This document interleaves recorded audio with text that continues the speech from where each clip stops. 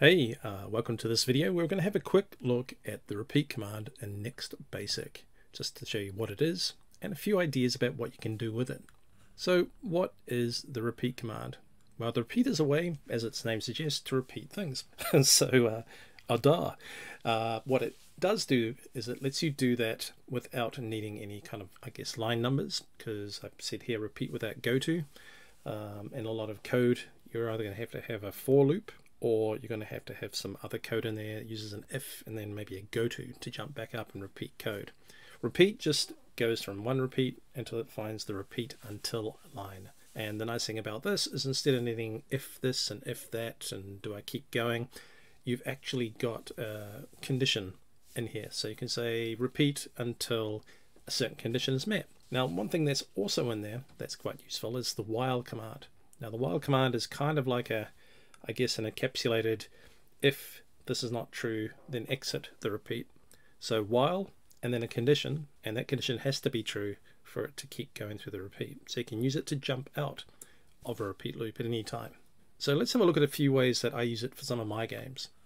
Okay, one way is I use it as, a way of making a single line piece of code to read a range of inputs for like an option setting. So for instance in Star Blaster, I let you select a different particular background, and you press between 1 and 8 for instance.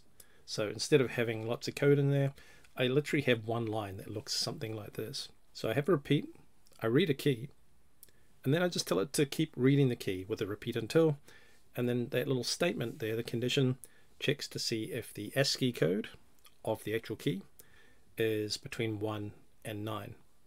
Now you notice I have an asterisk or a multiply in there because each of those bracketed code $A is greater than 48, sorry, let me get that right, will return either a true or a false.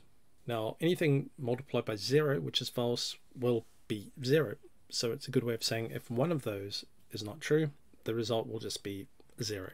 Now another way I use it is when I'm in a game and I want to put a random value that's a positive or a negative.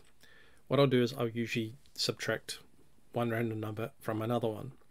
So in this repeat loop, I've got r equals a random number between 0 and 4 minus another random number between 0 and 4. So I can get numbers such as, if it said 4 minus 2, be a random number of 2.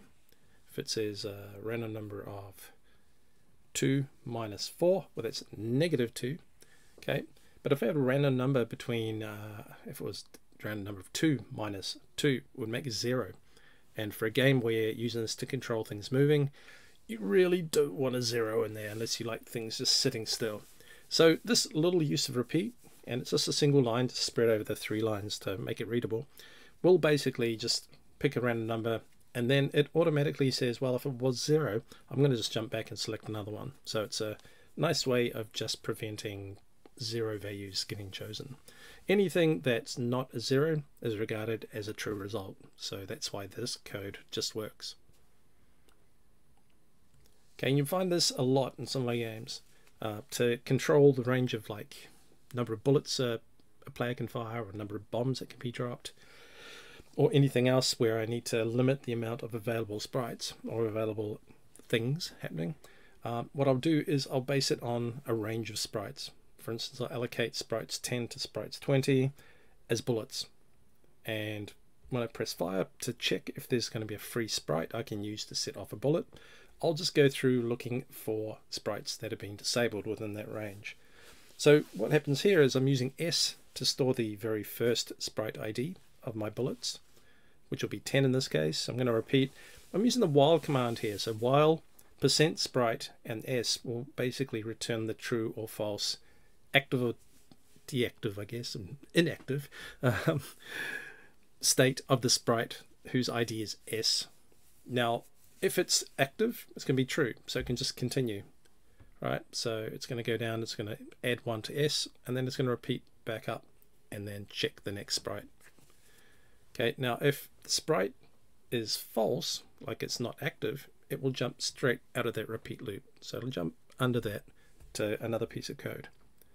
Now, because we don't want it to go beyond 20, we can't just have it bouncing up and up and up and up while s just gets bigger and bigger. We end with a repeat until s is greater than 20, so it's just to put a nice limit for that loop, so it can only get that far.